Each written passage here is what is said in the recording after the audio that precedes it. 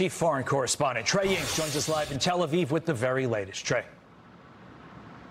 Yeah, hey guys, good morning. Special envoys Kushner and Witkoff held meetings in Doha, Qatar on Tuesday. These talks were aimed at advancing the memorandum of understanding with Iran and entering into the next phase of these negotiations. Also keeping the Strait of Hormuz open. Technical talks on the nuclear issue will move forward as planned today as traffic does continue to increase in the strait. Our position has been crystal clear since this has begun. The movement in the Strait should not be hindered by any logistical or security management method. We believe that the Strait is a natural occurrence. It's open. The international maritime laws are very clear on this. U.S. mediators remain confident that the current framework could lead to Iran making nuclear concessions. The 60-day window was discussed overnight when Vice President J.D. Vance appeared on Fox News. You know, it's going to take sometimes the carrot and the stick here, but Laura, I actually think that the United States is in a great position however the negotiation ultimately shakes out. If the negotiation is successful, which obviously we want it to be successful, you have an Iran that is permanently transformed. That's a great outcome for the American people. It's a great outcome for the whole region. The Wall Street Journal reports the Trump administration is still considering the possibility of military action if talks fail. The Journal reports the conversations have centered on whether the U.S. should abandon negotiations and resume full-scale attacks on Iran, the officials said, a move some of them describe as finishing the job. While not making a final decision, Trump has told aides he believes another round of full-scale attacks could derail diplomacy and hurt Washington's chances of ultimately dismantling Iran's nuclear program.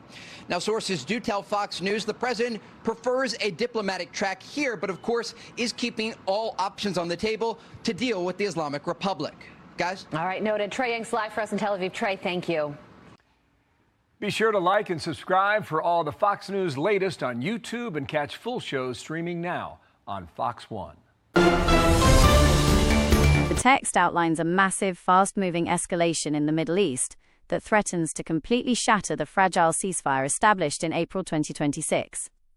This dynamic is a classic tit-for-tat cycle where actions in one theater, Lebanon, instantly trigger direct state-on-state warfare between Iran and Israel.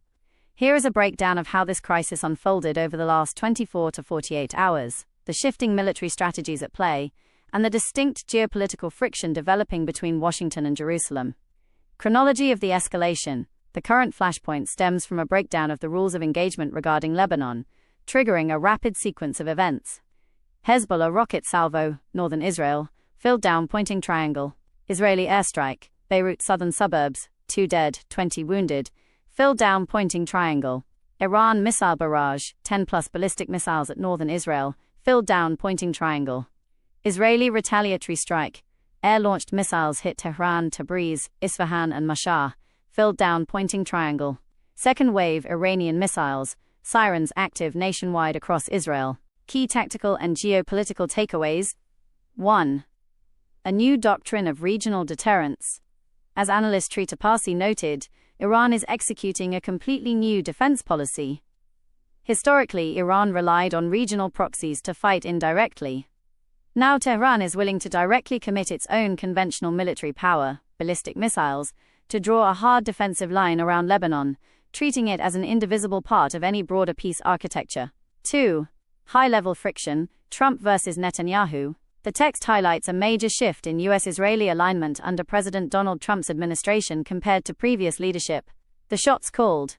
Trump explicitly stated to the Financial Times that he expects to dictate terms to Prime Minister Benjamin Netanyahu. Defiance. Israel's strikes on Beirut and subsequent retaliation against mainland Iran directly ignored expletive-laden private warnings from Trump to show restraint, placing bilateral relations in a highly tense state.